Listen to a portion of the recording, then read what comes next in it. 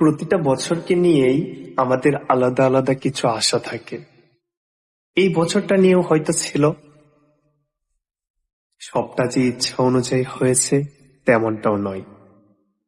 তবে অনেক কিছু শিখেছি, অনেক মানুষ চিনেছি। এইসব শিক্ষাগুলোরও আসলে সামনের বছরগুলোতে কিছুটা ভালো থাকার জন্য দরকার।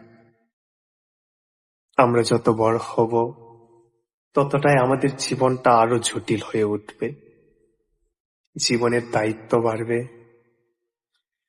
এসব নিয়ে শুধু শুধু মন খারাপ করে জীবনের প্রতি বিতৃষ্ণা জমিয়ে রেখে আমরা কখনোই বাঁচার মতো বাঁচতে পারবো না।